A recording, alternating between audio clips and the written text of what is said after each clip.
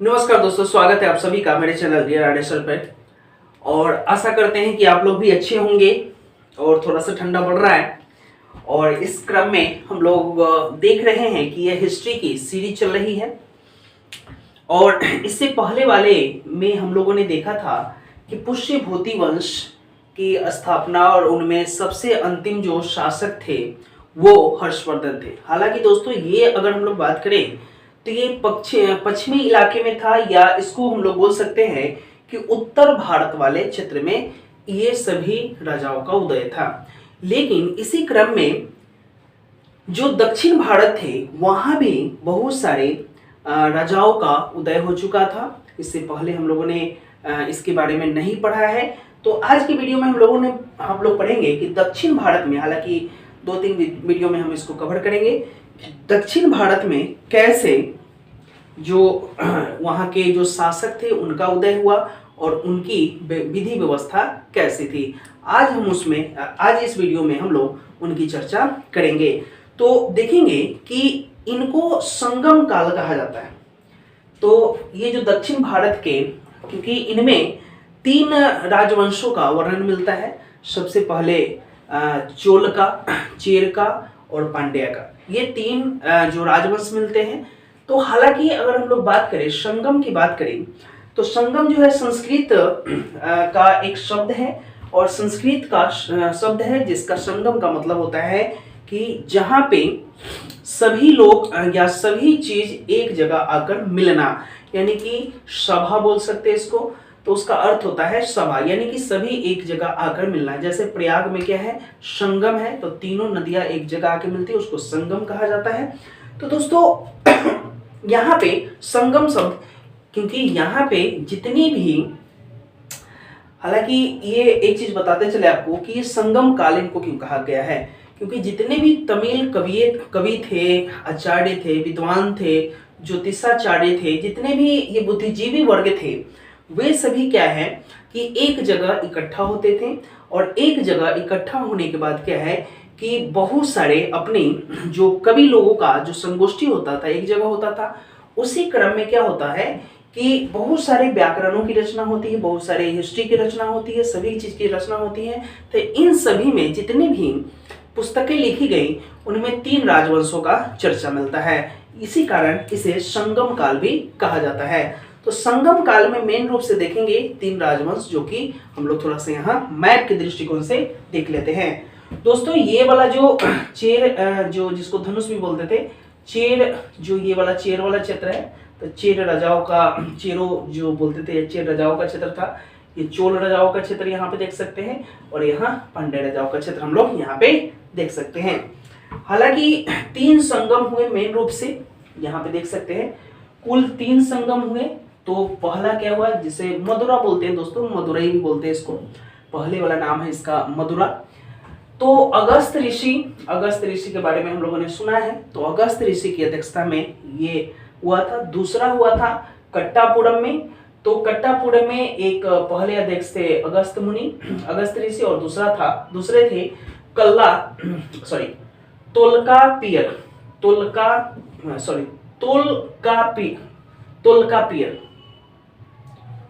तोलकापियर थे इसके अध्यक्ष। उन्होंने तोलकापियम नामक एक व्याकरण की रचना की, जो कि तमिल भाषा में थी। हालांकि लिपि की बात करें तो लिपि ब्राह्मणी लिपि थी। तो ये हम लोग ध्यान रखेंगे कि तोलकापियर ने तोलकापियम की रचना की थी। तीसरा हुआ था उत्तरी मदुरा में, यानी कि उत्तरी मदुरई में हुआ था, जिसके अध्यक्ष थे नकीरर। तो ये 3 जो है मेन संगम हुए थे।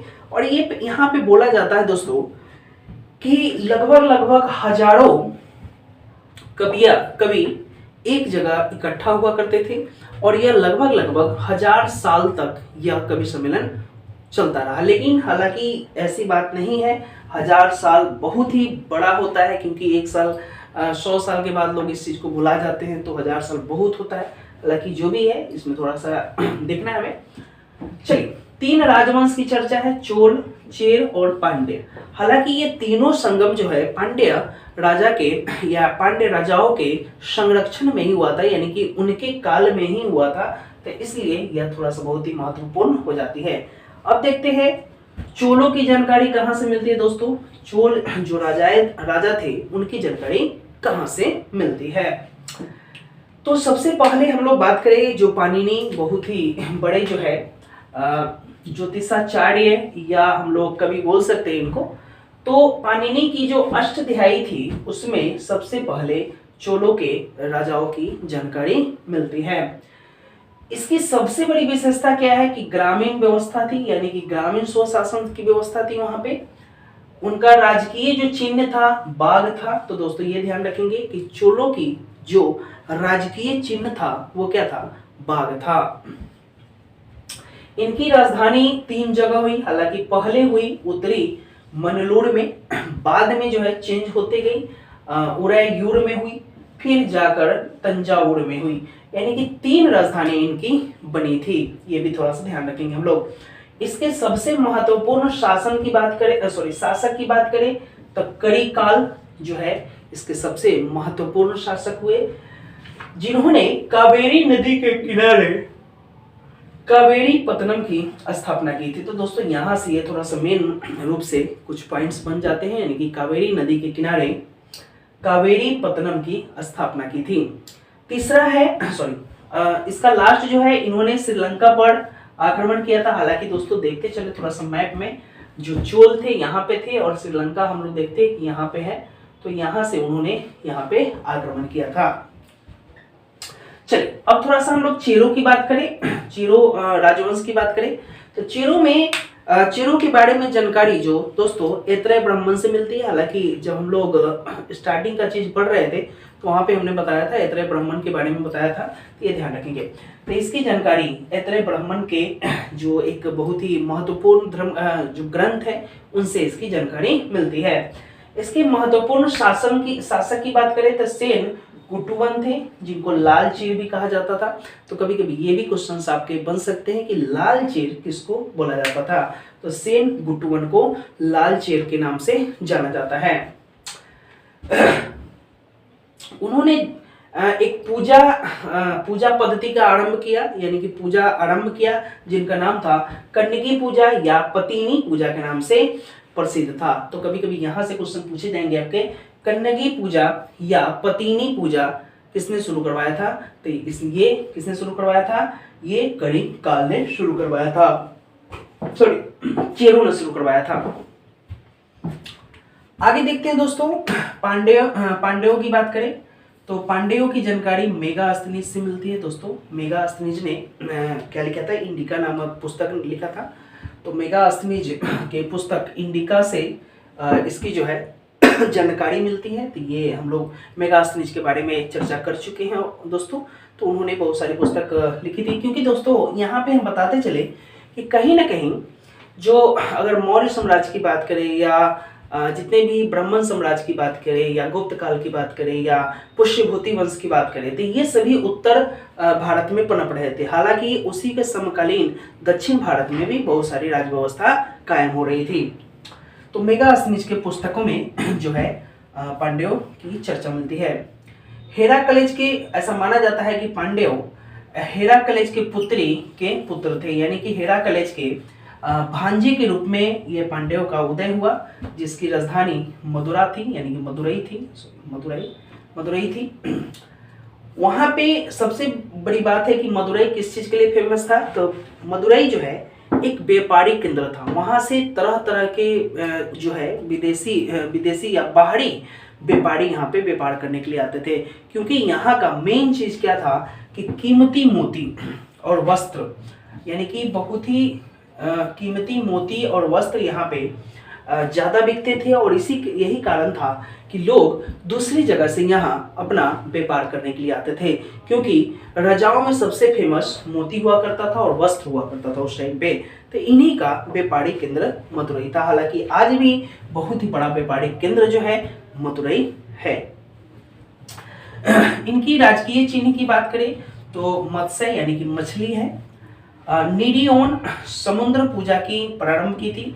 नेडियोन जो है पांड्य राजवंश का सबसे प्रतापी और फेमस राजा रहा है, जो नेडियोन थे, और उन्होंने समुद्र पूजा की जो पद्धति है वो प्रारंभ की थी।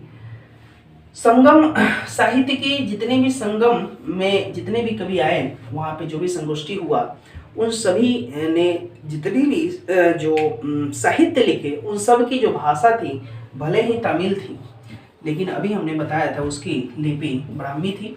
ये ध्यान थोड़ा सा रखेंगे। उस टाइम पे दास प्रथा तो नहीं था, लेकिन सती प्रथा का प्रारंभ हो चुका था।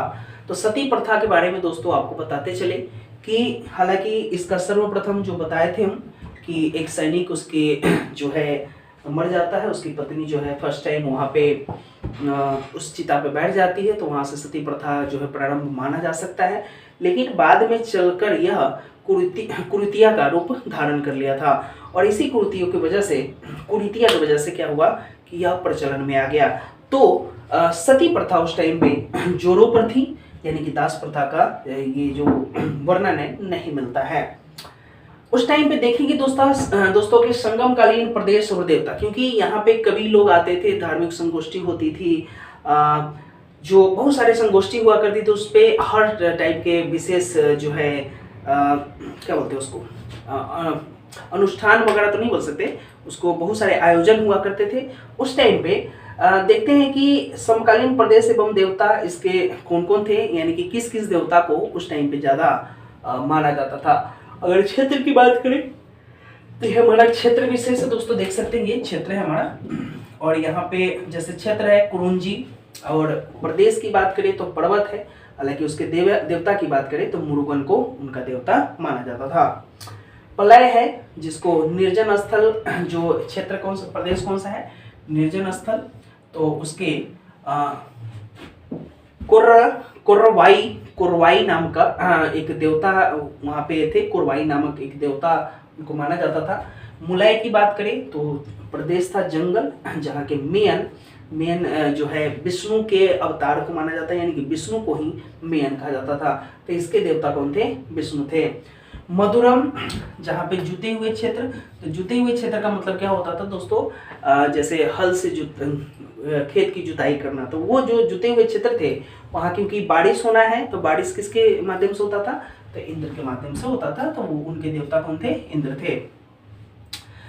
नियतल जो क्षेत्र है, समुद्र तल, नियतल किसको बोलते थे, समुद्र तट को बोलते थे, और वहाँ के देवता वरुण थे।